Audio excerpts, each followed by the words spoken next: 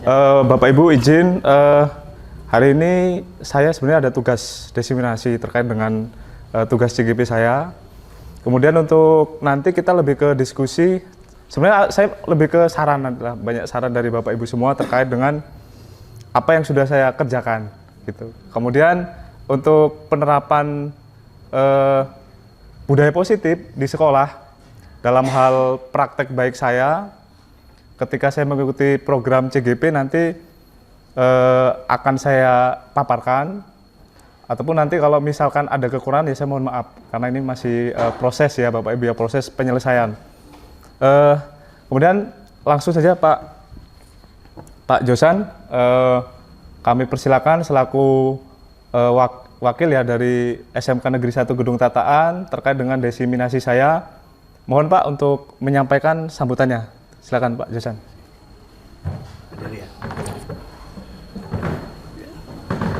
Terima kasih kepada Pak Andan untuk waktunya, dan terima kasih juga untuk rekan-rekan sekalian yang telah hadir di kesempatan hari ini yang sangat bermanfaat untuk kita semua. Assalamualaikum warahmatullahi wabarakatuh. Waalaikumsalam warahmatullahi wabarakatuh. Ini kita bisa memperoleh pemahaman baru terutama untuk diseminasi budaya positif yang bisa kita terapkan di lingkungan sekolah kita, dan itu untuk saat ini memang sangat diperlukan sekali. Nah, dan di sini kami dengan rekan-rekan Pak Andan mohon bimbingannya, dan mungkin nanti kami banyak pertanyaan di sini yang sekiranya memang kami belum seberapa mengetahui. Jadi saya kira itu aja dari kami, dan sukses selalu untuk Pak Andan. Terima kasih, dan saya akhiri wabillahi taufiq wal hidayah. Wassalamualaikum warahmatullahi wabarakatuh. Waalaikumsalam warahmatullahi wabarakatuh. Terima kasih Pak Josan atas sambutan dan apa yang disampaikan Pak Josan untuk menjadi refleksi saya. Untuk kemudian akan saya kembangkan lagi, mengevaluasi terkait dengan apa yang akan saya terapkan nanti. Mohon izin Bapak Ibu, sebelumnya Assalamualaikum warahmatullahi wabarakatuh. Salam sejahtera untuk kita semua. Saya izin akan memaparkan terkait dengan budaya positif Bapak Ibu. Sebenarnya budaya positif ini sudah kita terapkan di sekolah masing-masing. Termasuk Bapak Ibu semua tentu sudah menerapkan. Hanya saja saya di sini akan memaparkan terkait dengan apa yang sudah saya dapatkan ketika saya belajar mengikuti program calon guru penggerak. Di sini banyak yang saya gali terkait dengan budaya positif. Tentu sebenarnya Bapak Ibu lebih paham terkait dengan budaya positif yang memang sudah Bapak Ibu terapkan di dalam satuan pendidikan. Nah, di sini izin apa yang saya peroleh akan saya paparkan terkait dengan hasil budaya positif yang saya pelajari pada pendidikan guru penggerak. Pada budaya positif ini Bapak Ibu, kita akan mempelajari terkait dengan apa-apa saja disiplin positif yang bisa kita terapkan dalam implementasi di sekolah. Di sini, Bapak Ibu, untuk tujuan ya daripada diseminasi ini adalah kita selaku guru di sini akan memahami ya apa itu konsep pendidikan menurut Bapak Pendidikan Indonesia, yaitu Bapak Ki Hajar Dewantara, yang dihubungkan dengan konsep budaya positif dan lingkungan positif yang ada di sekolah.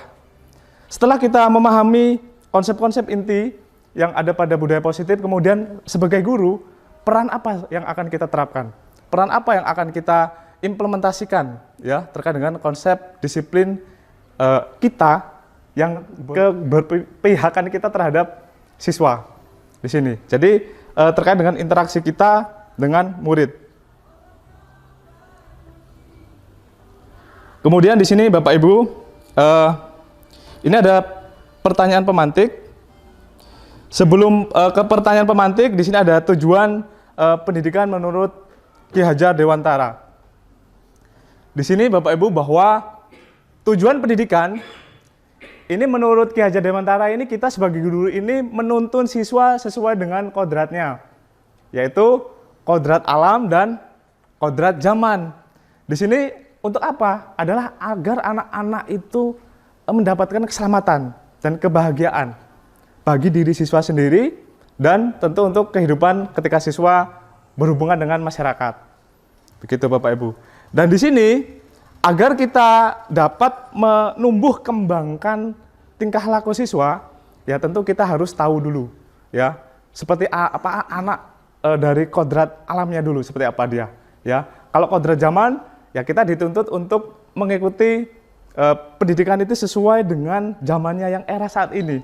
Kalau saat ini kan kita sudah masuk ke era abad pembelajaran 21. Jadi pembelajaran yang kritis, kita harus ikuti itu ya. Jadi pembelajaran yang memang sesuai dengan revolusi industri 4.0.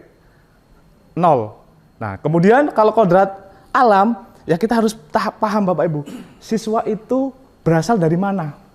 Ya, kan ada minat dan bakatnya sendiri. Jadi kita harus menuntun sesuai dengan minat dan bakat siswa itu. Jadi kita nggak bisa memaksakan siswa harus seperti ini. Ibaratnya seorang petani Bapak Ibu. Seorang petani ketika menanam jagung di tanah yang gersang, itu kita perlu pupuk. Kasih pupuk, kita perlu semai sehingga apa? Sehingga tumbuh kembangnya jagung itu akan baik. Jadi kita bisa panen. Tapi ketika kita malah salah dalam menanganinya, ya tentu tidak akan sesuai dengan apa yang kita inginkan. Capainya tidak akan terwujud. Nah ini Bapak Ibu, terkait dengan budaya positif yang ada di sekolah.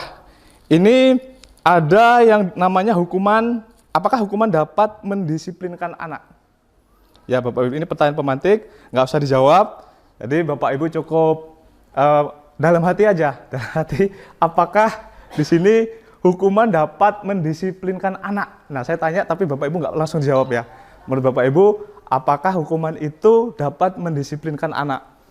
Kemudian, apakah pemberian hukuman dengan hal positif seperti kita memberikan anak untuk membaca, hukuman membaca, atau membersihkan halaman sekolah, ini dapat meningkatkan disiplin anak. Bapak Ibu. Kemudian ketika kita memberikan penghargaan, dapat meningkatkan motivasi belajar anak tidak? Ini dari pertanyaan pemantik 3 poin ini, coba Bapak Ibu dalam hati kira-kira, apakah iya? Iya atau tidak? Gitu.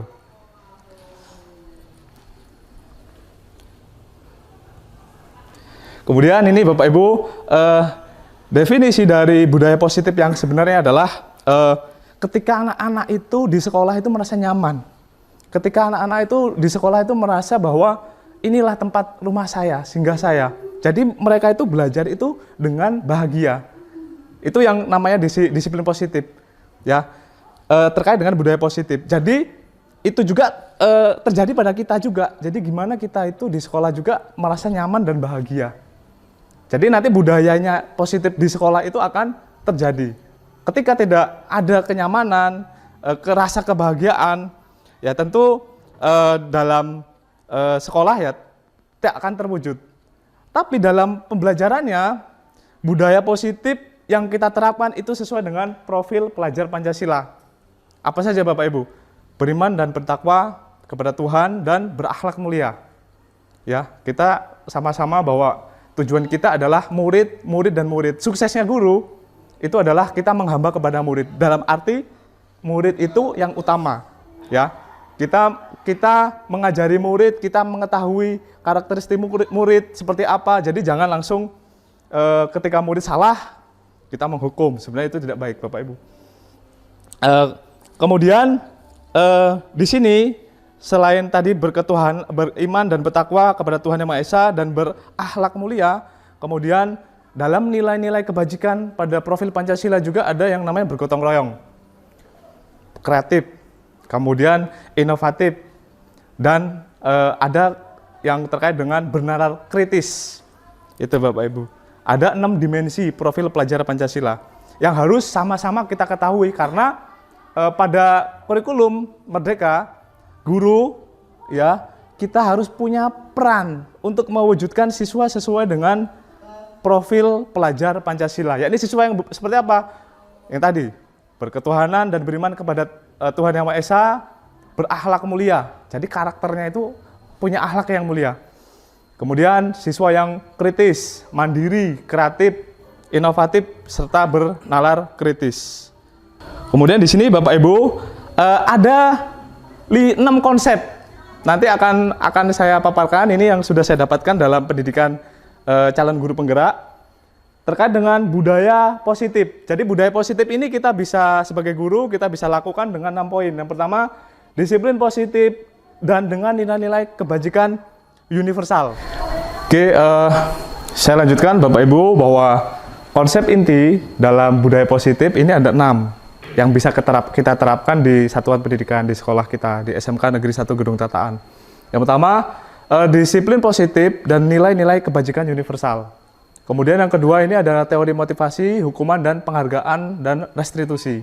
Kemudian keyakinan kelas yang biasa Bapak Ibu terapkan di sekolah kemarin pada saat penerapan PMM. Kemudian di sini juga ada kebutuhan dasar manusia. Jadi kita harus tahu dulu kebutuhan dasar manusia. Termasuk kita ini kan masing-masing punya kebutuhan. Jadi kita ini ada kebutuhan apa sih gitu Bapak Ibu. Kemudian ada posisi kontrol. Jadi posisi kontrol kita sebagai guru ke siswa itu seperti apa yang paling tepat. Kemudian di sini adalah segitiga restitusi. Jadi segitiga restitusi ini bagaimana caranya kita nanti ketika ada anak yang melakukan tindakan kesalahan, langkah-langkahnya seperti apa dalam kita menanganinya. Jadi ada 3 karena dia segitiga restitusi. Jadi tahapannya di sini nanti ada 3 Bapak Ibu.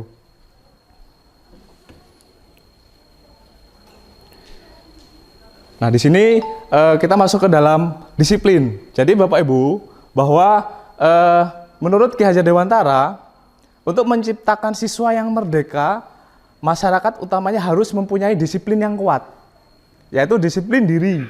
Ya, intinya ini sebenarnya disiplin itu apa nilai-nilai yang kita percayai pada diri kita sendiri. Jadi ketika nilai-nilai itu kita percayai, maka secara otomatis kita akan disiplin. Jadi disiplin itu bukan karena pertama ada motivasi tertentu, tapi lebih kepada diri kita. Jadi nilai diri kita ini seperti apa yang mau kita inginkan. Dan dari situ motivasi intrinsik yang kita dalami dari diri kita sendiri, maka kita akan menjadi orang yang lebih baik. Jadi jangan termotivasi, terdisiplin karena adanya peraturan. Seperti itu Bapak Ibu. Jadi lebih kepada eksternal kalau peraturan. Tapi kalau pada intrinsik, ini nilai disiplin ini akan panjang. Jadi nggak jangka pendek, tapi jangka panjang. Itu makna disiplin Bapak Ibu ya. Kemudian disiplin di sini ya, arti yang sebenarnya disiplin adalah mendapatkan kita patuh, cenderung menghubungkan kata disiplin ini kepada ketidaknyamanan. Sebenarnya orang biasanya kalau bilang disiplin, sebenarnya malah diri kita nggak nyaman karena kita diatur, kita harus begini seperti itu. Itu yang budaya yang sudah ada pada di sekolah secara umum. Nah ini menurut Diane ya menyatakan bahwa kata disiplin berasal dari bahasa Latin ini yang artinya belajar, dan disiplin itu artinya disipli, yaitu murid. Untuk menjadi murid ya, ini di sini kita harus paham betul mengapa kita harus mengikuti ajaran tertentu ya, sehingga motivasi yang terbangun dalam motivasi diri murid ini kan kita lebih ke mendisiplinkan murid, itu motivasi intrinsik, jadi motivasi dalam dirinya, bukan motivasi eksternal. Nah ini ada tahapannya nanti kita dalam cara untuk mendisiplinkan siswa itu seperti apa gitu Bapak Ibu. Nah di sini tujuan disiplin positif ini adalah untuk menanamkan motivasi. Jadi motivasi kepada semua siswa ya, agar mereka menjadi orang yang mereka inginkan dan menghargai diri dengan nilai-nilai yang mereka percaya. Jadi dengan nilai-nilai kebajikan yang mereka percaya, misalkan nilai menghargai orang lain, itu kan salah satu nilai kebajikan. Gitu Bapak Ibu. Kemudian itu motivasi itu berasal dari diri sendiri, dari diri siswa, dari diri murid kita Bapak Ibu. Sehingga jangkanya itu panjang, tapi ketika tadi kan ada pertanyaan pemantik pertama, kita mendisiplinkan anak itu karena adanya penghargaan, itu tidak boleh Bapak Ibu. Adanya hukuman, itu jangan, tapi sebaiknya kita itu menanamkan intrinsiknya siswa terlebih dahulu. ya memberikan motivasi secara intrinsik kepada siswa. Tentu Bapak Ibu ada caranya masing-masing dalam menanamkan motivasi intrinsik siswa. Pertama, kita perlu memahami nilai-nilai kebajikan, ya Bapak Ibu ya, nilai-nilai kebajikan yang tentu salah satunya dalam nilai-nilai kebajikan itu nilai pada profil pelajar Pancasila yang sudah saya sampaikan di awal tadi, ada 6 dimensi. Tapi nggak cuma itu, juga ada nilai-nilai kebajikan lain yang tentu Bapak Ibu bisa gunakan, menghargai, ya. Kemudian selain itu apalagi kasih sayang dan lain-lain, itu perlu kita terapkan kepada murid kita. Nah ini Bapak Ibu terkait dengan tadi disiplin. Setelah itu kita masuk ke dalam materi motivasi perilaku manusia. Sebenarnya manusia ini ada 3 motivasi yang membuat kita itu termotivasi. Yang pertama itu untuk menghindari ketidaknyamanan atau hukuman. Biasanya kalau kita ada suatu hukuman, misalkan kalau nggak berangkat pagi, kamu akan dapat hukuman ini. Nah itu kan timbul motivasi untuk diri kita sendiri. Sehingga kita di sekolah itu berangkatnya pagi terus. Tapi itu tidak bersifat jangka panjang, itu hanya karena takut sehingga itu menimbulkan ketidaknyamanan pada diri kita sendiri. Ya, kemudian motivasi karena mendapatkan imbalan atau penghargaan. Jadi ketika mungkin ada apresiasi untuk guru prestasi segala macam, terutama kepada murid dulu deh, kepada murid kita memberikan apresiasi apa kepada murid. Sebenarnya itu perilaku yang mendapatkan kita memuji siswa, memberikan hadiah, imbalan kepada siswa itu tidak baik Bapak Ibu ya, tidak jangkanya itu jangka hanya pendek saja, tidak bersifat untuk menumbuhkan motivasi intrinsik tadi. Nah, yang harus kita terapkan, sebagai guru yaitu kita ini memberikan siswa untuk mereka menjadi yang mereka inginkan dan menghargai dirinya sendiri, ya, dengan nilai-nilai yang mereka percaya. Mereka itu punya nilai-nilai yang mereka percayai, Bapak Ibu. Siswa itu punya nilai-nilai yang mereka percayai. Kemudian mereka yakini, sehingga motivasi ini membuat orang mempunyai disiplin positif karena motivasinya bersifat internal. Jadi di internalnya dulu yang kita perlu dalami. Janganlah tahu-tahu kita membuat peraturan eksternal yang mungkin motivasi yang lebih ke penghargaan atau hukuman. Karena kalau kamu terlambat, kamu harus ngepel. Nah, situ jangan seperti itu Bapak Ibu. Tapi kita mencoba untuk menggali lagi ya nilai-nilai yang ada pada diri siswa itu, sehingga siswa itu akan lebih baik ya terkait dengan motivasinya. Dia pengen apa? Nanti dirinya sendiri yang akan lebih menggali lagi motivasi intrinsik.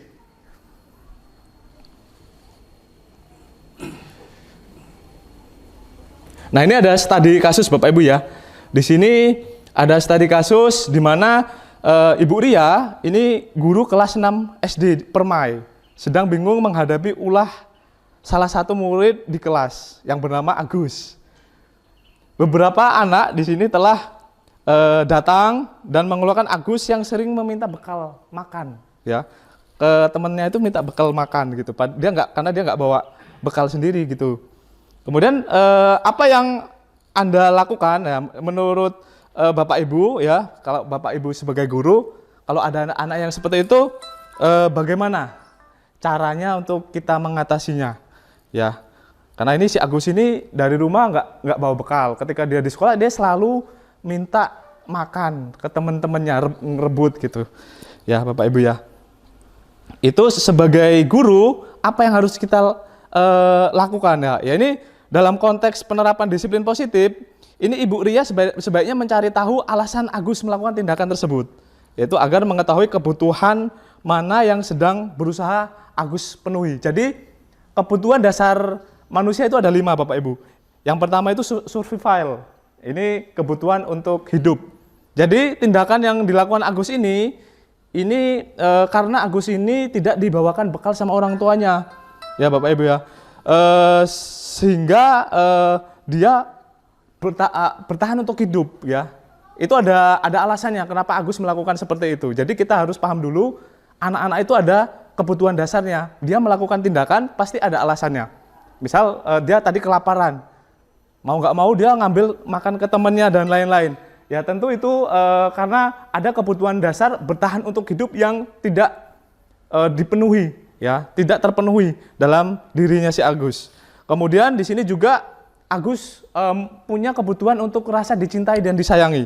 Yang poin yang kedua, jadi dia merasa ini ke temannya, kemudian dia merasa minta disayangi sama temannya untuk dikasih begitu. Itu dia punya rasa itu, dan itu terjadi juga pada anak kita, Bapak Ibu. Ketika anak kita di murid di sekolah melakukan tindakannya seperti itu, termasuk dalam penerapan kita pada anak kandung kita. Jadi memang seperti itu. Termasuk diri kita juga punya kebutuhan dasar. Ya, kebutuhan dasar kita seperti ini. Kita pingin untuk bertahan untuk hidup, ya. Kemudian rasa untuk disayangi. Kemudian kita juga punya untuk rasa untuk power, penguasaan. Ini penguasaan di mana si Agus ini merasa hebat. Dia minta ke temannya karena dia itu merasa kuat, ngambil. Nah, itu adalah kebutuhan dasar yang ketika di rumahnya itu tidak terpenuhi, maka si Agus melakukan tindakan seperti itu. Jadi sebagai guru ya kita harus paham, ya Bapak Ibu. Kita nggak langsung memberi hukuman atau sanksi kepada si Agus tadi. Kemudian Agus di sini merasa bosen, dan bekal yang dibawakan orang tuanya mungkin karena bekal yang sama. Ya, itu bukan berarti Agus dari rumah itu tidak dibawain bekal, Bapak Ibu. Mungkin Agus dari rumah dibawakan bekal, tetapi makanannya itu kok itu aja. Ya, misalkan pakai roti, ya roti terus. Ya, mungkin Agus akan melakukan tindakan yang seperti itu. Jadi kita harus pahami seperti itu. Bukan berarti orang tuanya tidak membawakan bekal. Bisa jadi seperti itu. Kemudian Agus juga ada kebutuhan dasar untuk senang. Dia merasa senang dalam hidupnya, yaitu hanya dengan menikmati ekspresi wajah temannya yang misalkan yang kesal, dia merasa senang. Ya, misalkan kalau kita sebagai guru, kita memarahi siswa segala macam, kita mungkin akan merasa bahkan mungkin ngerasa senang. Padahal itu seharusnya tidak kita lakukan, Bapak Ibu, ya. Ya kan, memang kita harus paham 5 kebutuhan dasar pada manusia.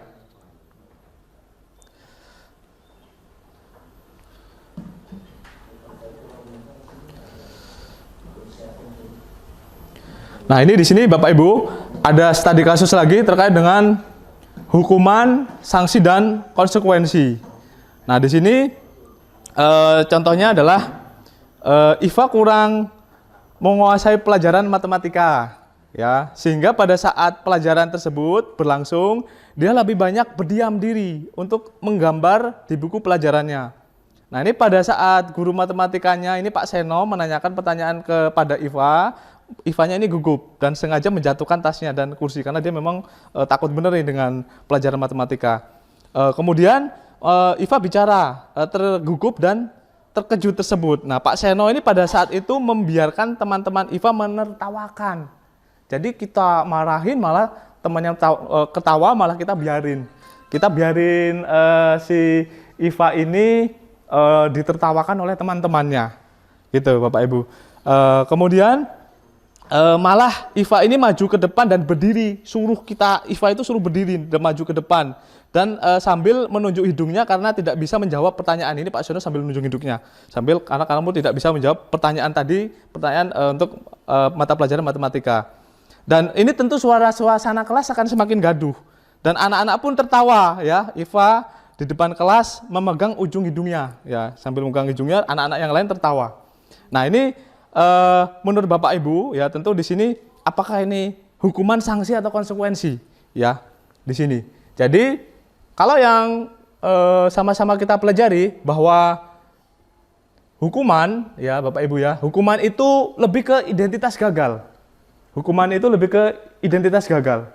Sedangkan kalau untuk kita menerapkan disiplin itu lebih kepada konsekuensi dan restitusi. Jadi konsekuensi ini sebelumnya kita buat dulu dengan keyakinan kelas. Ya, keyakinan kelas terlebih dahulu. Jadi kalau keyakinan kelas sudah kita wujudkan, nanti pasti anak-anak akan mengikuti aturan, ya, sesuai dengan ini. Nanti konsekuensinya, karena konsekuensi ini memang tidak nyaman untuk murid, untuk jangka waktu pendek kalau konsekuensi. Tapi kalau kita menerapkan dengan teknik restitusi, ini restitusi ini merupakan pilihan. Ini bisa menguatkan untuk murid untuk dalam jangka waktu yang panjang. Jadi kalau kita menghadapi siswa dengan yang salah seperti tadi, itu jangan langsung kita berikan hukuman. Karena kalau hukuman ini gagal, kita langsung memarahi Iva tadi, memarahin Iva, kita menunjuk Iva, itu kan suruh maju ke depan, itu lebih kepada hukuman. Jadi ini merupakan identitas yang gagal. Tapi kalau kita ingin anak kita sesuai dengan motivasi intrinsik tadi, kita menerapkan dengan disiplin, yaitu dengan konsekuensi atau restitusi yang lebih baik. Itu Bapak Ibu.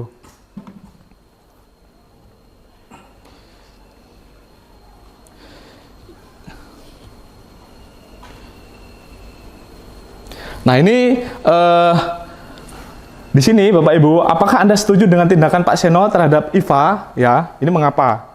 Nah menurut Bapak Ibu bahwa tindakan Pak Seno terhadap Iva ini adalah sebuah hukuman atau konsekuensi.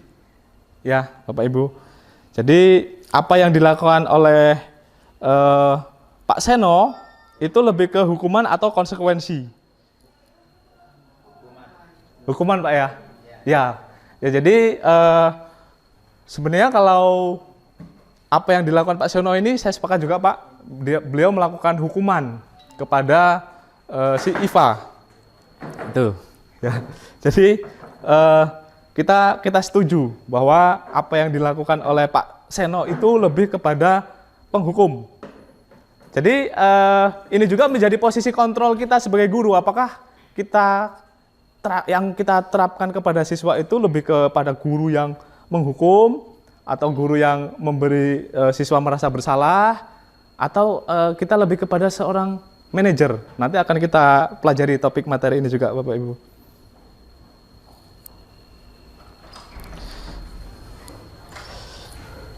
Ya, terkait dengan materi selanjutnya ini keyakinan kelas Bapak Ibu ya. Jadi keyakinan kelas ini adalah nilai-nilai kebajikan atau prinsip-prinsip universal.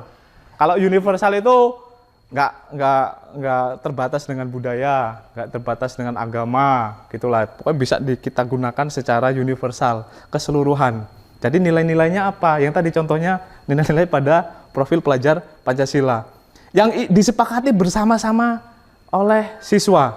Ya, nah ini menurut Gosen ya. Suatu keyakinan akan lebih memotivasi seseorang dari dalam intrinsik. Seseorang akan lebih bersemangat untuk menjalankan keyakinannya daripada hanya sekedar mengikuti peraturan. Jadi keyakinan kelas ini kan Bapak Ibu sudah terapkan di dalam kelasnya masing-masing, tapi tahapannya perlu juga kita pelajari dalam menerapkan keyakinan kelas. Di sini terdapat budaya positif. Kemudian di sini yang warna kuning ini lingkungan positif, kemudian keyakinan kelas, dan yang paling kecil ini terkait dengan peraturan kelas. Jadi kesemuanya ini tercakup dalam budaya positif yang kita bisa terapkan di sekolah, Bapak Ibu. Nah ini dalam pembentukan keyakinan kelas, ini kelas kita ini bersifat abstrak ya. Daripada peraturan yang lebih rinci dan konkret. Jadi sebelum kita membuat peraturan keyakinan kelas, kita gali dulu dengan siswa itu terkait dengan peraturan-peraturan kelas. Jadi nanti siswa kita berikan ini misalkan ya, siswa itu nulis masing-masing peraturan-peraturan yang akan siswa usulkan kepada kita. Jangan langsung kepada keyakinan kelasnya, tapi peraturannya dulu. Peraturannya seperti apa? Nanti siswa itu nuliskan masing-masing, ditempel di depan, masing-masing siswa nempel ke depan, baru setelah itu kita lihat ya nilai-nilai universalnya ya dari tiap apa yang disampaikan siswa, misalkan tidak boleh buang sampah sembarangan, misalkan. Nah sebenarnya itu nggak boleh ada kata depannya tidak ya. Karena itu bukan bentuk positif. Kemudian di sini pernyataan keyakinan kelas itu dibuat dalam bentuk yang positif, yang seperti yang saya sampaikan tadi. Jadi kata-kata yang misalkan tidak boleh itu jangan dipakai. Jangan membuang sampah sembarangan. Jangannya itu jangan dipakai. Tapi kita membuat keyakinan kelas itu yang memang kata-kata yang positif. Ada yang bisa ngasih contoh nggak, Bapak Ibu? Buanglah sampah pada tempatnya. Nah, itu bagus. Buanglah sampah pada tempatnya. Tapi jangan ya tadi ya, misalkan ada kata-kata yang negatif. Dilarang itu nggak boleh juga. Itu kan kata-kata negatif. Jadi kita lebih kepada itu untuk meningkatkan motivasi intrinsik siswa. Ya, jadi ketika siswa merasa bahwa dirinya dihargai, kemudian merasa siswa itu merasa motivasi intrinsiknya terbangun, maka siswa itu akan meyakini dengan nilai-nilai yang kita buat tadi, Bapak Ibu. Jadi kita bisa berkoordinasi dengan guru bahasa Indonesia misalkan kata-kata yang positif, ya kata-kata yang positif yang bisa kita buat dalam keyakinan kelas. Tapi jangan kata-kata yang negatif, nanti akan teringat terus di dalam siswa. Jangan dia merasa waduh ini enggak ini, dia merasa kayak dihukum gitu. Ya, tapi kita buat gimana caranya itu positif. Jadi motivasi intrinsiknya siswa itu terbangun. Gitu Bapak Ibu. Kemudian keyakinan kelas ini sebaiknya dapat diterapkan di lingkungan tersebut. Jadi kita harus menyesuaikan dengan karakteristik dari lingkungan kita. Kemudian semua warga ya siswa ini ikut berdiskusi terkait dengan peraturan keyakinan kelas. Kemudian setelah itu baru nggak serta-merta langsung kita terapkan keyakinan kelas itu yang sudah disampaikan kepada siswa. Kita perlu meninjau kembali. Kita tinjau kembali tadi pertama tahap pertama kita kan ada peraturannya tadi seperti apa peraturan yang siswa sampaikan. Kemudian nilai-nilai kebajikan. Nilai-nilai kebajikan apa yang sudah siswa sampaikan. Nah, nilai-nilai kebajikan itu misalkan menghargai, kemudian saling untuk misalkan kesehatan, itu kan nilai-nilai kebajikan. Misalkan narkoba segala macam itu kan kita harus perlu juga menghindari. Kita juga perlu sampaikan kepada siswa, tapi dengan kata-kata yang positif gitu. Karena narkoba itu kalau nilai kebajikannya kan untuk kesehatan anak. Gitu. Terus menghargai bagaimana Bapak Ibu lebih paham. Jadi nilai-nilai kebajikan menghargai siswa kepada guru itu seperti apa. Jadi kata-kata positifnya itu perlu kita bangun.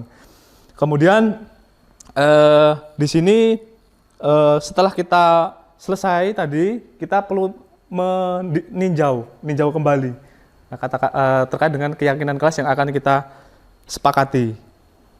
Jadi nanti siswa otomatis ya akan mengikuti ya. Nanti ada konsekuensinya kalau kalian melanggar, konsekuensinya ya pasti, tapi dengan kata-kata yang positif. Kemudian Bapak Ibu di sini sebagai guru kita memiliki 5 posisi kontrol ya. Posisi apa yang sudah Bapak Ibu terapkan di sekolah ini sebenarnya ada 5 di sini. Bapak Ibu apakah sebagai penghukum, pembuat orang bersalah, sebagai teman, monitor atau pemantau atau sebagai manajer.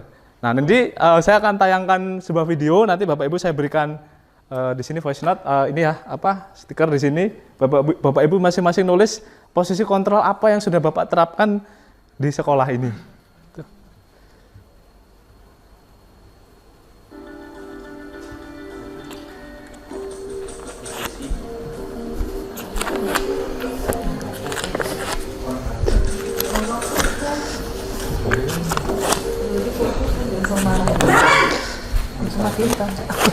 Sini kamu. Selalu terlambat. Kamu deh, pasti terlambat. Maaf, saya... Apa? Apa coba? Alasan Nah, ini lebih ke posisi menghukum. kapan sih kamu tidak terlambat? Nah, kan siswa ngerasa Kamu jadi anak ini nggak nyaman. Tuh, dasar pemalas. tuh kata-katanya. Kapok-kapok sih kamu. Sudah berapa kali terlambat? Sana, kamu keliling lapangan Nah, basket. langsung keliling. Ini biasanya dilakuin sama siapa ini? Saya juga kadang, Bapak Ibu ya. Kamu lawan ibu. Berani-beraninya jawab. Sudah terlambat, masih berani jawab pula. Sekarang, Nah, ini- keliling lapangan basket 5 kali sekalian. Biar kapok. Cepat. Ini biasanya Pergi sana ke lapangan basket. sering ini Bapak Ibu ya. Yang ngasih solusi itu bukan kita, tapi siswanya sendiri, Bapak Ibu. Kita tanyain solusinya bagaimana selanjutnya gitu. Terus kita terus kuatkan. Nah, Posisi mana yang dapat menunjang motivasi intrinsik murid? Ya, tentu posisi manajer. Posisi ini memang posisi ideal yang ingin dituju Bukan ketika terlambat langsung ditutup pintu nggak boleh masuk. Ya, Pak. menerapkan disiplin positif Ya, Pak. dan pihak pada murid yang memerdekakan murid. Perjalanan seorang pendidik tentunya tidak mudah untuk sampai pada posisi seorang manajer.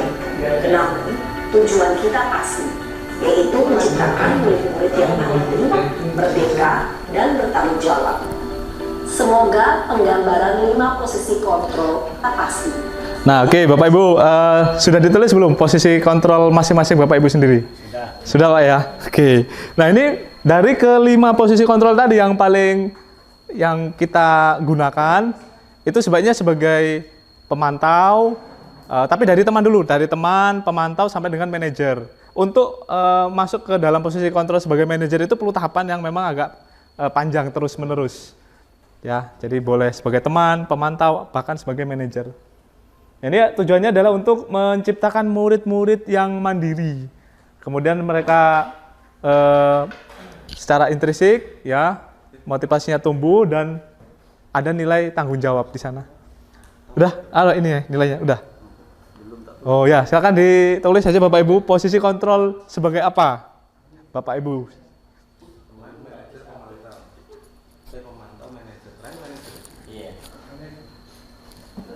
Yang pantas jadi manajer Pak Salam.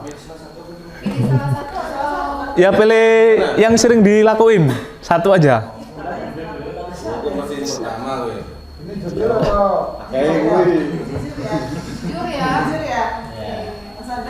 Ya. Ya jujur, Bapak Ibu, isi. Posisi kontrol sebagai apa kita? Ketika kita menangani siswa yang melakukan kesalahan, Pak. Gitu, Pak. Kadang kebanyakan kalau guru SMK kayak kawan ngobrol, memang posisi teman. Tapi kadang juga ada yang langsung menghukum, ya. Kemudian ada yang memang lebih ke pemantau tadi. Dia pemantau itu menanyakan keyakinan kelas. Nah ini sudah ya. Kalau yang sudah kita tempel di sini, kelihatan nggak Jal? Kelihatan ya? Nggak usah. Nah pemantau di sini.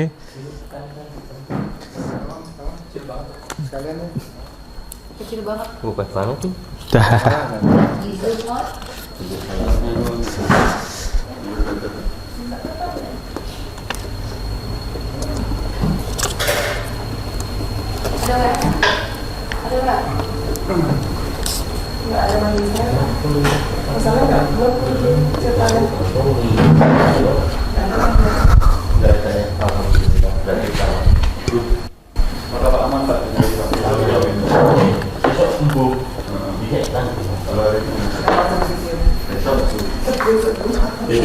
Satu, dua, tiga.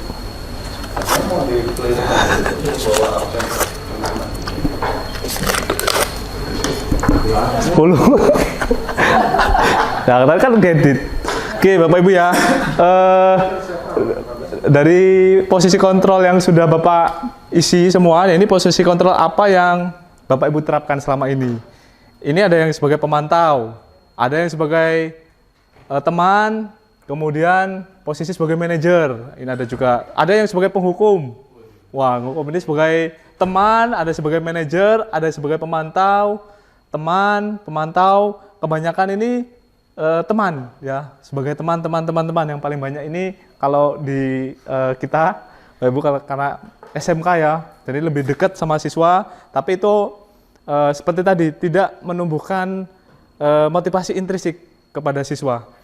Jadi karena dia taunya ya hanya dengan kita, mereka merasa nyaman, ya. Jadi dia itu percayanya ya kepada kita, apa-apa nanti kepada kita. Itu sebenarnya tidak baik, Bapak Ibu. Ketika kita mungkin tidak mengajar atau apa, nanti dia nyarinya ya yang akan membela kesalahan dia pasti akan kita. Tapi sebenarnya itu jangan kita terapkan. Yang paling tepat itu adalah kita pelan-pelan menjadi posisi kontrol sebagai manajer. Jadi kita menanyakan solusinya. Jadi siswa mengetahui solusinya dan pelan-pelan kita mengikuti gambaran bagaimana cara siswa itu mencari solusinya, dan kita terus kuatkan bagaimana caranya, terus kita tanyakan bagaimana dengan siapa nanti cara untuk mengatasi masalahnya seperti itu. Tapi kalau memang dari situ masih belum, ya kita perlu pendekatan juga kepada orang tua. Jadi perlu juga kita melakukan pendekatan kepada orang tuanya seperti apa. Nanti dari situ kan kita tahu kebutuhan dasar tadi, Bapak Ibu.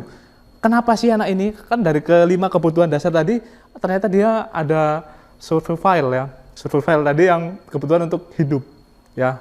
Merasa dia itu memang ada kebutuhan untuk hidup. Apa yang belum terpenuhi di situ, ya? Apa faktor keluarganya? Dari mana? Kita perlu gali juga. Seperti itu, Bapak Ibu.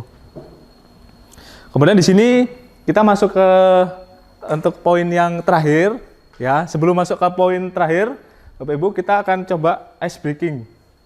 Ya, tapi ice breaking ini kok cuman nggak banyak ini orangnya. Oh ya. Pokoknya kemana?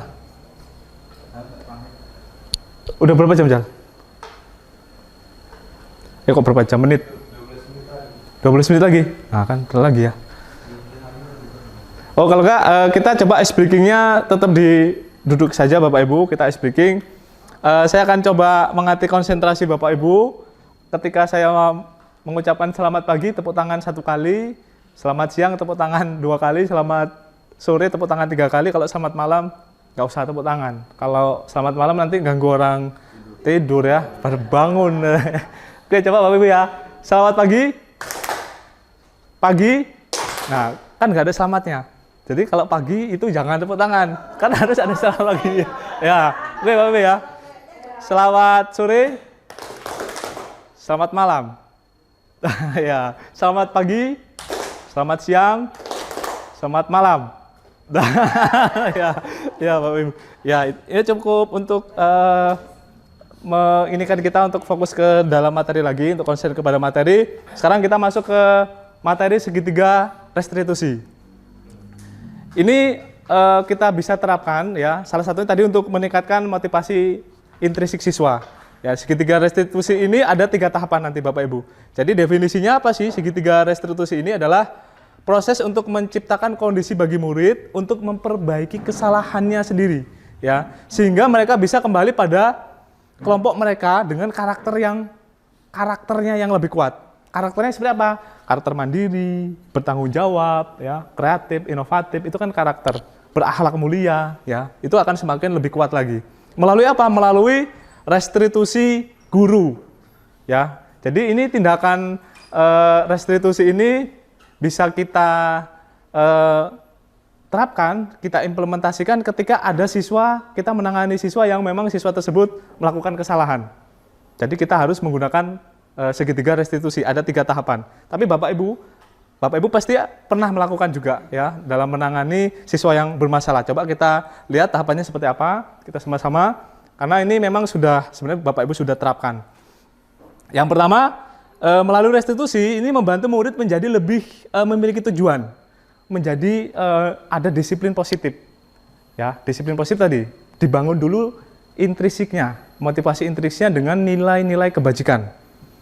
Ya, seperti tadi, nilai-nilai kebajikan seperti apa? Yang karakter, mandiri, bertanggung jawab, berakhlak mulia, itu kan karakter. Ya, Bapak Ibu. Kemudian membantu murid untuk jujur pada dirinya sendiri dan mengevaluasi dampak dari kesalahan yang siswa lakukan. Nah, kemudian memberikan penawaran, bukan paksaan.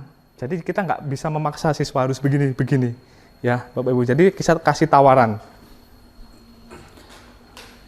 Jadi pada segitiga restitusi ini ada 3 tahapan, ya Bapak Ibu ya. Yang pertama kita perlu menstabilkan tahapan 1, menstabilkan identitas, ya.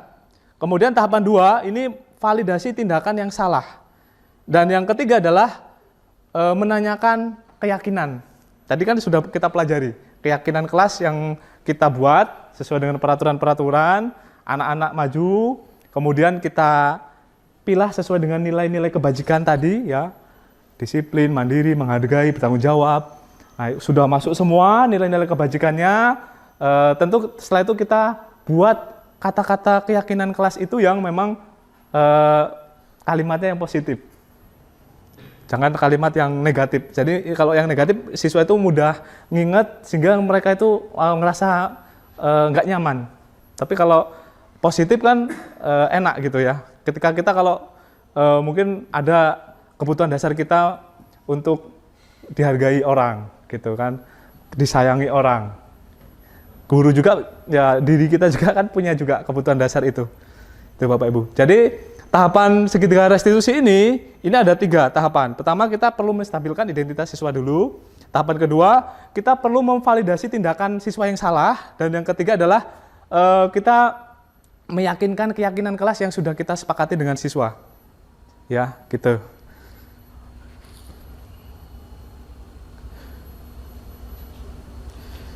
Jadi untuk tahapan restitusi nanti yang pertama ini kita menstabilkan identitas siswa.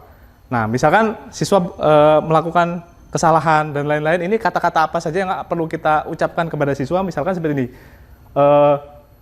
Misalkan saya juga pernah melakukan kesalahan seperti itu, Nak. Misalkan Bapak tidak tertarik mencari siapa yang salah, gitu. Ini kita stabilkan dulu kondisi siswanya. Jangan malah ketika siswa itu ada masalah berantem, kita ikut memarahi dan siswa itu akhirnya memberikan sifat tertentu ya, karakteristik tertentu, karakter tertentu yang negatif. Tapi kita stabilkan dulu. Intinya seperti itu Bapak Ibu, kita stabilkan identitasnya. Dengan contoh misalkan perkataan seperti ini, Bapak tidak tertarik mencari siapa yang salah, tapi Bapak ingin mencari solusi dari permasalahan ini. Nah, ini contoh dari tahapan yang kita tanyakan di awal kepada siswa. Kemudian yang kedua, kita juga perlu melakukan validasi tindakan yang salah. Jadi kamu patut bangga pada dirimu sendiri misalkan, karena kamu telah melindungi sesuatu yang penting buatmu. Jadi siswa melakukan hal tersebut pasti ada kebutuhan dasar yang mereka tidak penuhi. Itu tadi.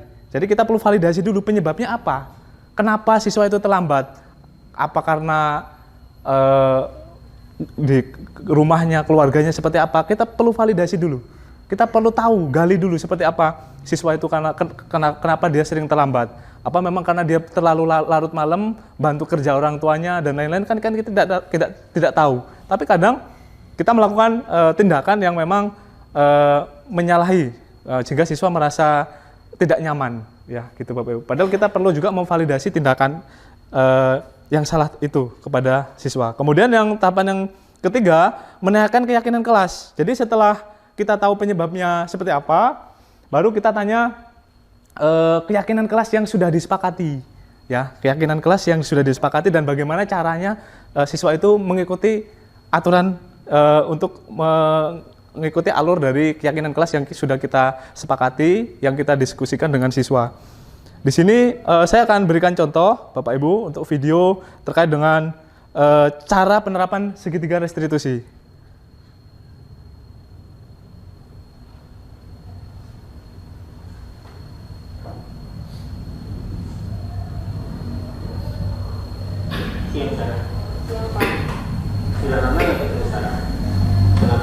Ini distabilkan identitasnya dulu.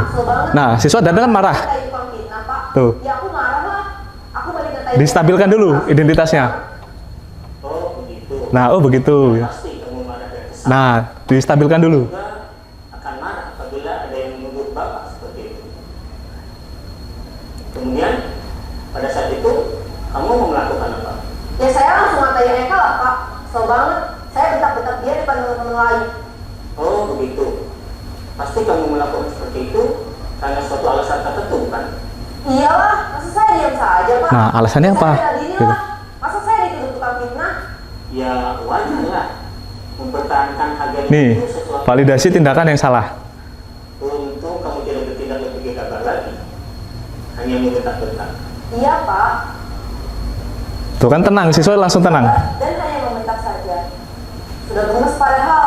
Saya pasti bela diri lah. Ya pasti ya. Tapi kamu memilih untuk tetap bertahan dan sabar. Kamu memilih untuk tidak berbuat lebih parah lagi kan? Iya. Nah, sekarang coba kita lihat lagi tindakan kamu yang bentak-bentak Eka di kelas. Tuh. Tindakan kamu itu kira-kira Keyakinan kelas. sesuai dengan keyakinan kelas atau Nah, kewajiban nanti siswa yang akan jawab sendiri sesuai dengan nilai-nilai kebajikannya. Capek Pak, jadi kemarin.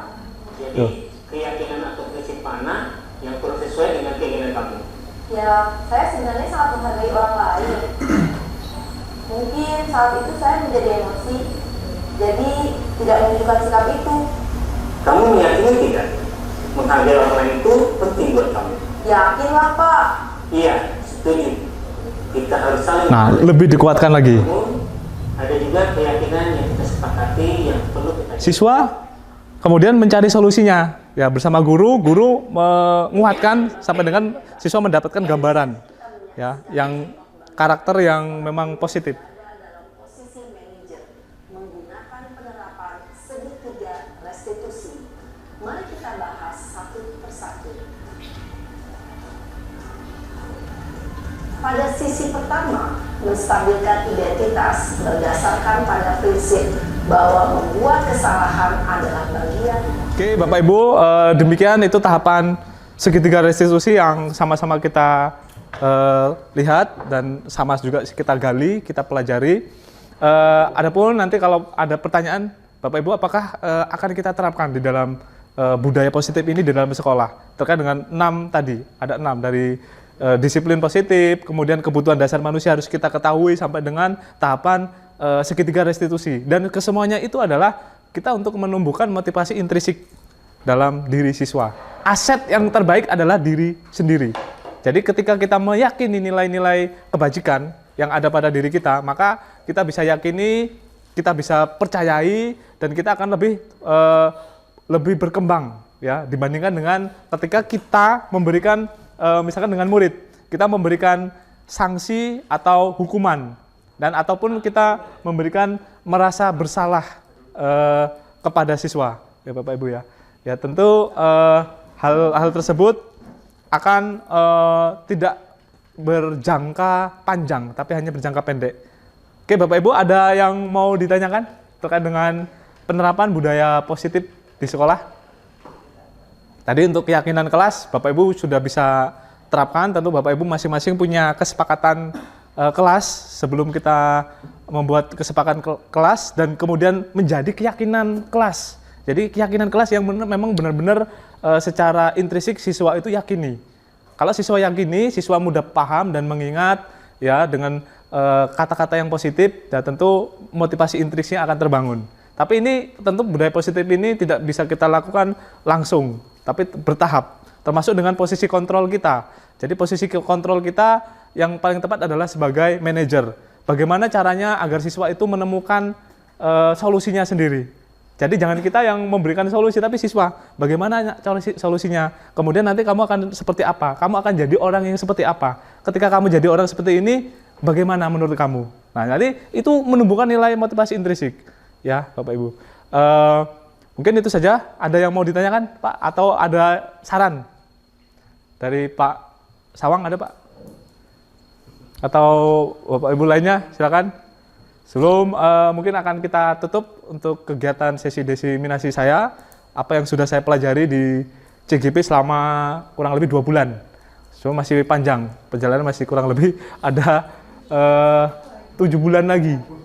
Ya, masih 7 bulan ini baru penerapan 2 bulan, baru 2 lokakarya. Ya, masih ada desiminasi lain-lainnya lagi.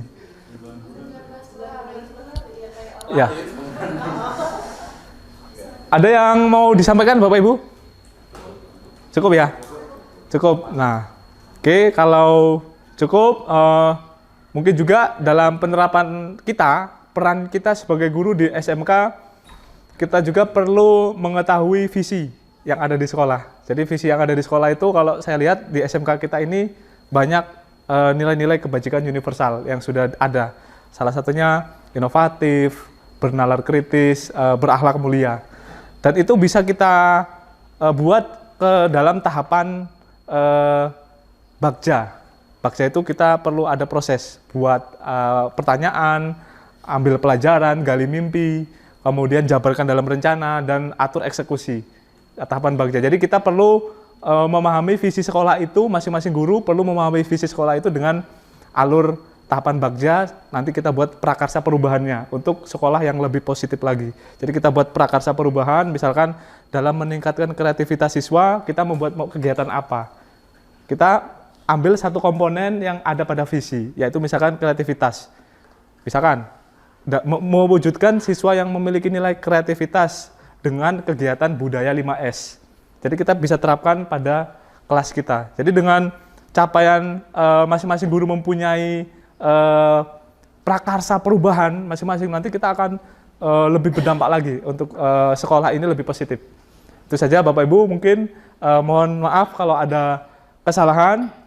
Ya kurang lebihnya saya mohon maaf karena sama-sama belajar dan saya juga hanya mempelajari yang sudah ada pada topik-topik materi pada CGP. Tentu Bapak Ibu dalam penerapannya sudah ya, tapi hanya mungkin ada beberapa yang malah lebih baik gitu, dan ini mohon untuk sebagai perbandingan saja gitu Bapak Ibu. Terima kasih, mungkin dari Pak Josan untuk menguatkan. Terima kasih Pak. Alhamdulillahirrahmanirrahim. Terima kasih banyak Pak Andan. Jadi dalam hal ini sangat bermanfaat sekali buat kami ya, yang selama ini memang secara tidak langsung kita sudah menerapkan, dan dengan berbagi seperti ini kita lebih lebih semangat lagi dan lebih paham lagi, ternyata seperti ini. Dan ini sangat bermanfaat sekali buat kami dalam kami menciptakan budaya positif di sekolah dan bagaimana kami berinteraksi dengan murid-murid yang di sekolah. Terima kasih dari kami Pak Andan. Dan yang kedua, terima kasih juga pada rekan-rekan sekalian yang di sini kita sudah berbagi pengetahuan ya, sehingga kita bisa menciptakan lingkungan sekolah yang lebih kondusif dan positif ke depannya. Dan alhamdulillah sudah di penghujung acara. Untuk mengakhiri acara, marilah kita tutup dengan lafaz hamdalah. Alhamdulillahirrahmanirrahim. Saya pribadi mohon maaf, dan kepada Allah saya mohon ampun. Saya akhiri, wabillahi taufiq wal hidayah. Wassalamualaikum warahmatullahi wabarakatuh. Waalaikumsalam warahmatullahi wabarakatuh. Nah, makasih Bapak Ibu ya. Masih. Wis, saya kemangan. Assalamualaikum warahmatullahi wabarakatuh.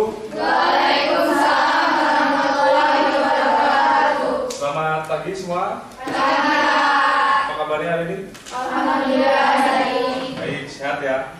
Siapa yang hadir hari ini? Tepuk tangan untuk kita semua ya.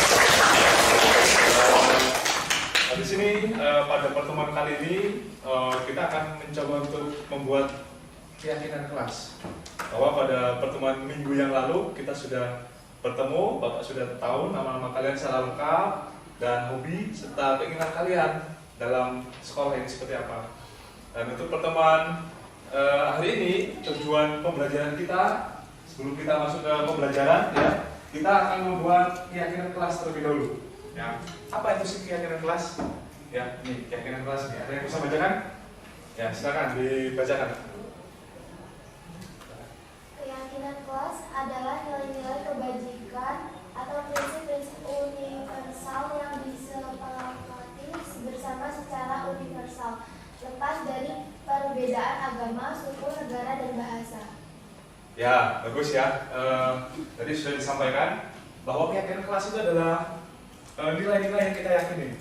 Ya, nilai-nilai yang kita yakini kemudian menjadi keyakinan yang nilainya itu universal. Kalau universal itu nggak terbatas dengan agama, nggak terbatas dengan budaya, gitu ya, ataupun perbedaan lainnya. Jadi memang nilai-nilai yang kita yakini yang universal. Oke, di sini kita akan mencoba menerapkan langkah-langkah keyakinan kelas yang akan kita sepakati. Tujuannya adalah untuk budaya positif. Di mana? Di lingkungan sekolah. Di mana? Di lingkungan kelas kita. Ya, di lingkungan kelas yang di dalamnya shift itu terdapat peraturan kelas sebelumnya. Tapi akan kita ubah menjadi keyakinan kelas. Sehingga kalian itu secara motivasi, intrinsik kalian dari diri sendiri, ya, itu tertanam bahwa saya yakin saya akan melakukan ini, saya yakin saya akan menjalankan ini. Bukan karena Pak saat gitu ya. Kita lanjutkan ya.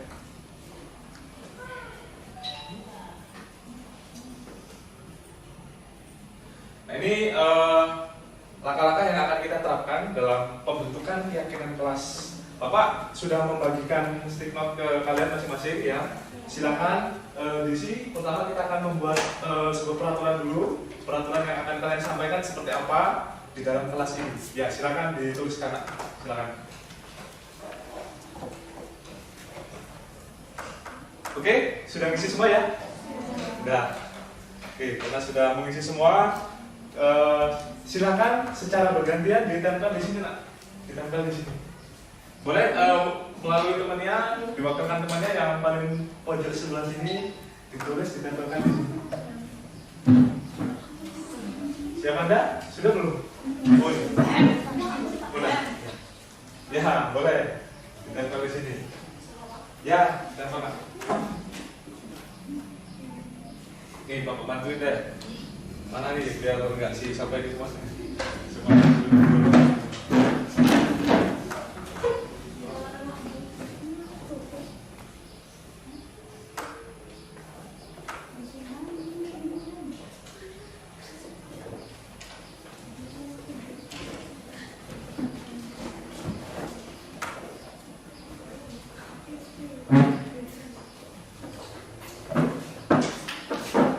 Oke, kalian sudah menuliskan peraturan kelas yang sudah kalian berikan dan kalian tuliskan di tempel. Nah, Bapak ingin satu orang untuk membacakan. Ada yang mau membacakan? Ada? Yang mau membacakan ke depan? Satu aja. Ya, nanti kita itu sekalian bacakan. Oh ya, si Amanda ya, coba Amanda coba dibacakan.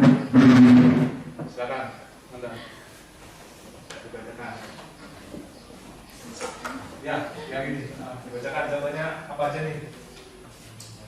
Datang tepat waktu, Terus? melaksanakan piket kelas, peduli kepada teman, mengerjakan tugas tepat waktu, datang tepat waktu, peduli kepada teman juga, terus mendengarkan guru ketika guru menerangkan materi, mengumpulkan tugas tepat waktu, jangan membuang sampah sembarangan, mengerjakan soal tepat waktu.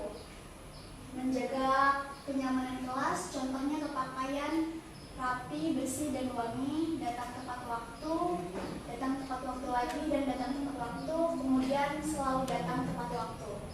Ya, dah ya, cukup ya. Beri aplaus untuk Amanda. Terima kasih ya, Amanda ya. Dari apa yang sudah kalian tuliskan dan tadi dibacakan oleh Amanda, kita dapat simpulkan peraturan kelas yang sudah kalian sampaikan, dan nanti akan kita jadikan nilai-nilai yang sudah kalian tulis itu menjadi bentuk yang universal. Universal itu bisa dikerjakan bersama, ya, bisa kita sepakati bersama, bisa kita yakini bersama. Tapi sebelum itu kita akan merubah ke dalam kalimat yang positif dulu, ya. Kalimat yang positif misal di sini selalu datang tepat waktu. Itu sudah positif belum? Belum. Ya, misalkan untuk yang pertama tadi selalu datang tepat waktu.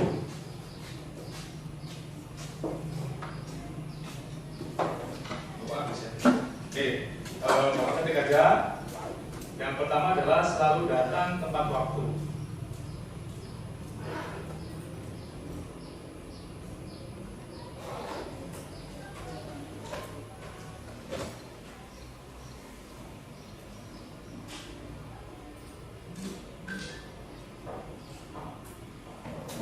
Selalu datang tepat waktu. Ini kalimat positifnya sudah ada belum? Selalu datang tepat waktu. Sudah ya, ini sudah positif. Terus yang kedua, misalkan di sini kita dapati mengerjakan tugas tepat waktu. Mengerjakan tugas tepat waktu. Ini sudah positif ya? Mengerjakan tugas tepat waktu. Kemudian yang ketiga di sini datang tepat waktu, melaksanakan piket, mengerjakan tepat waktu, menjaga kenyamanan kelas. Menjaga kenyamanan kelas. Menjaga kenyamanan kelas. Gimana tuh bahasa yang paling positif, Nak? Menjaga kenyamanan kelas. Kalau dibuat kata positif yang lebih kita ingat, kalian apa? Menjaga keharmonisan kelas. Menjaga apa? Oh ya, keharmonisan kelas ya.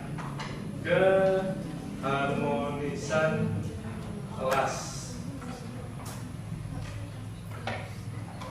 Kita singkat aja ya. Ini sudah ini ya. Keharmonisan kelas. Jadi menjaga keharmonisan kelas. Terus selanjutnya, apalagi ini Kak, tadi sudah poin 1, selalu datang tepat waktu, mengerjakan tugas tepat waktu, kebersihan, ada nggak kebersihan? Jangan membuang sampah sembarangan. Jangan ini sudah positif belum? Belum ya. Jadi yang kita buat positif gimana? Jagalah kebersihan. Ya ini umum ya, jadi bisa menyeluruh. Terus apa lagi Nak? Jagalah kebersihan. Kemudian di sini menghargai guru ya, menghargai guru. Kalau yang menghargai guru, bagaimana tuh ininya?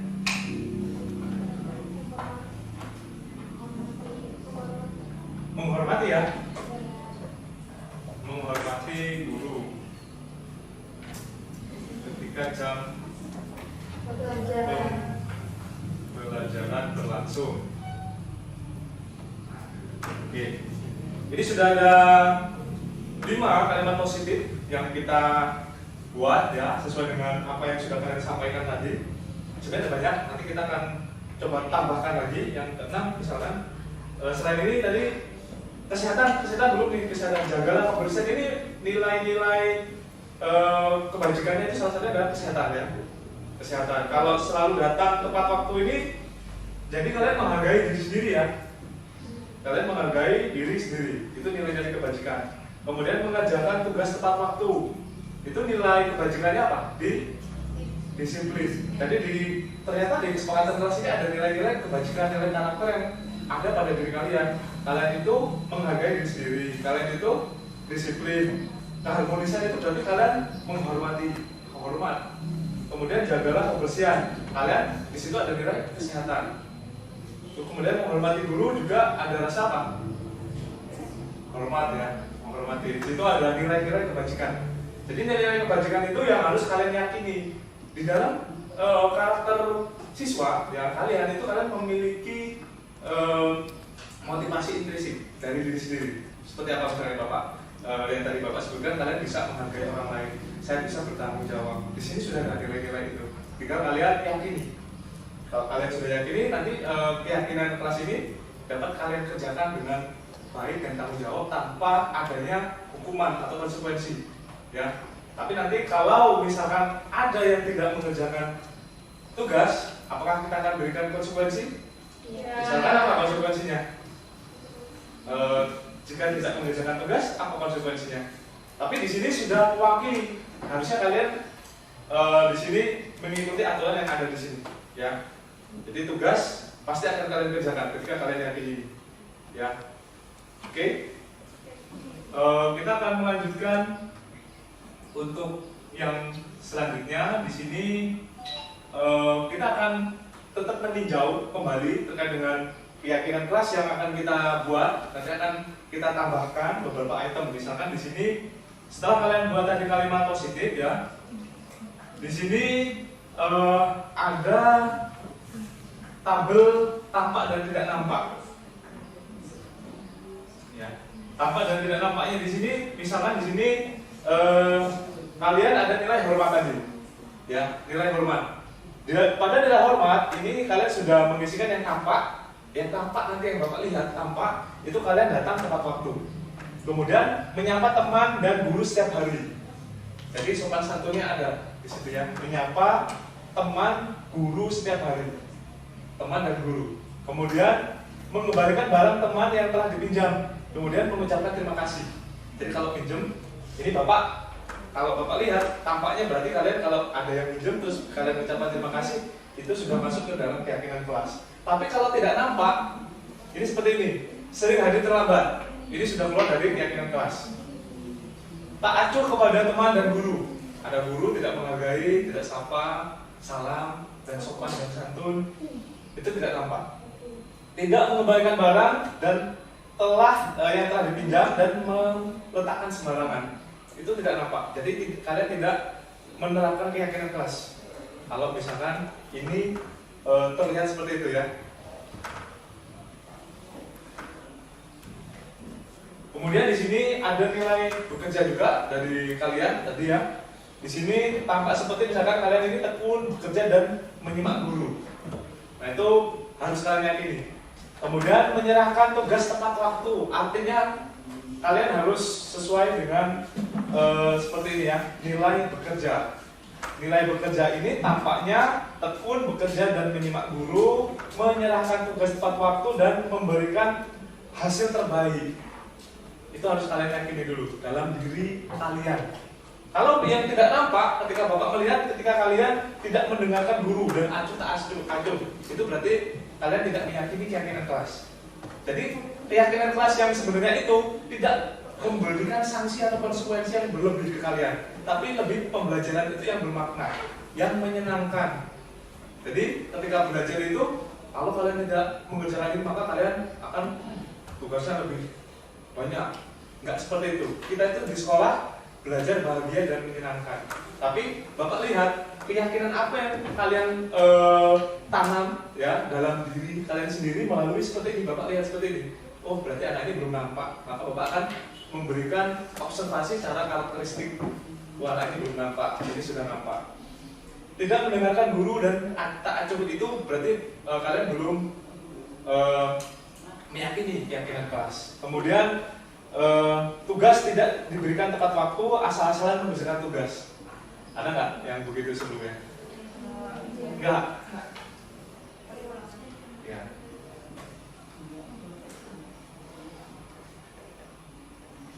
Kemudian ini yang rasa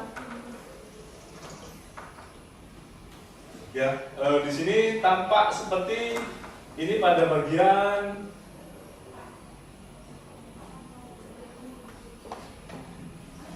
rasa ingin diterima ya, rasa ingin diterima dan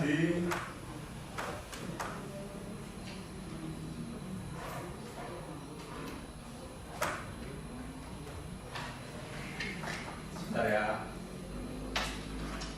Nah ini rasa diterima dan memiliki. Ini contoh yang tampak ketika Bapak melihat kita kalau tugas itu melibatkan semua anggota kelompok.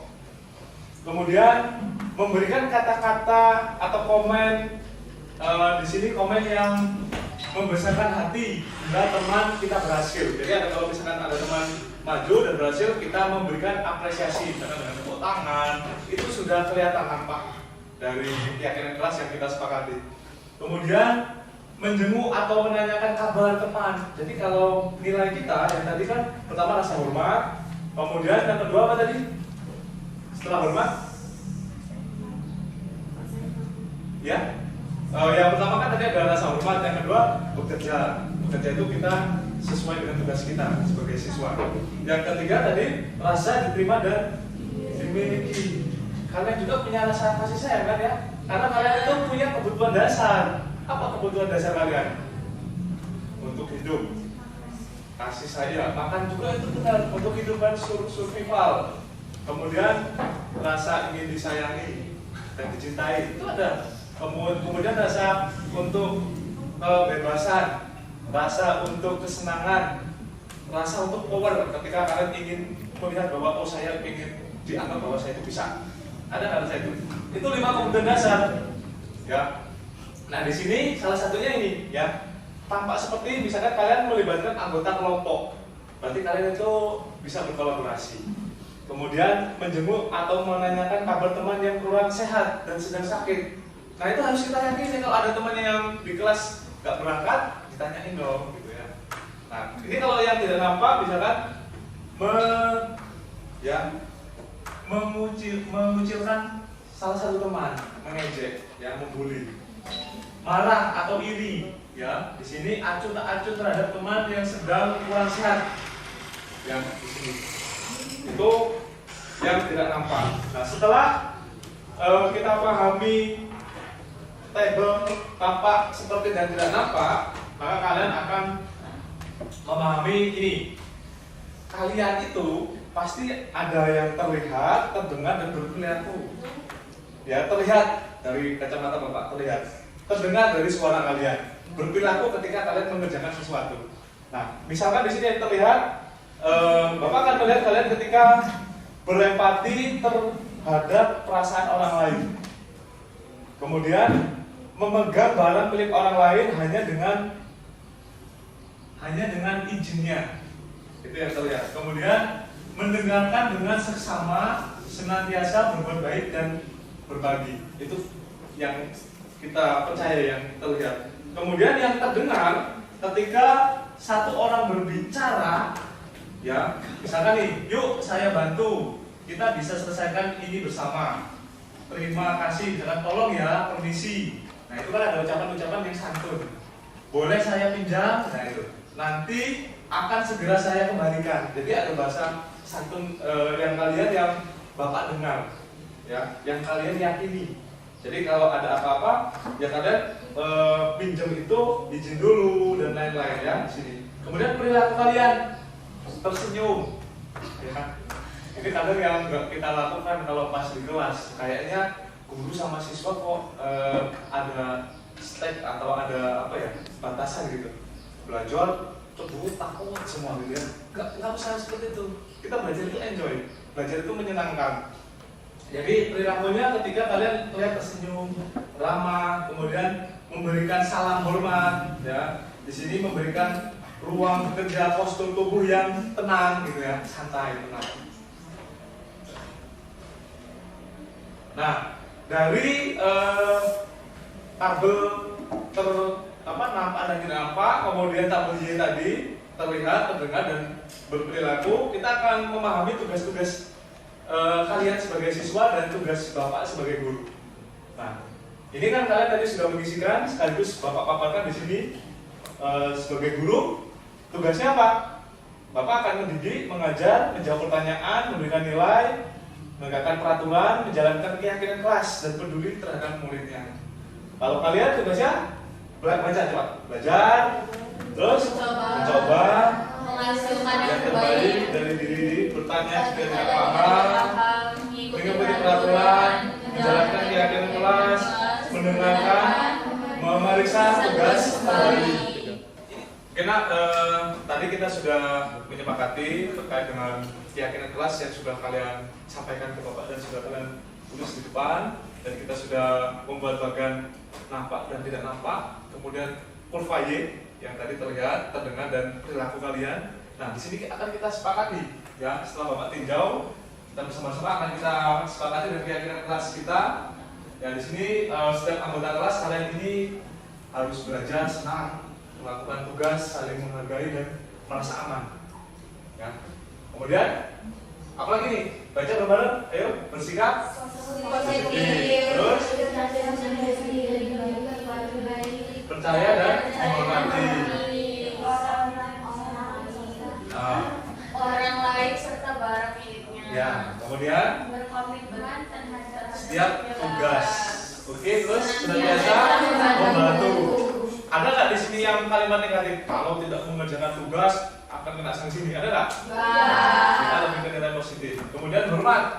Kami meyakini bahwa sangat penting untuk menghormati sama orang dan barang yang dimiliki. Kemudian kalau yang bekerja, kami meyakini bahwa sangat penting untuk mengerjakan segala pekerjaan atau mengikuti kegiatan yang telah dilaksanakan. Itu ya. Jadi di sini kalian yakini nilai-nilai positif ini dapat kita implementasikan untuk keyakinan kelas kita pada pembelajaran nanti akan kita terapkan di kelas. Ada pertanyaan? Cukup? Oke, kalau sudah, Bapak akhiri. Assalamualaikum warahmatullahi wabarakatuh. Waalaikumsalam warahmatullahi wabarakatuh. Makasih ya.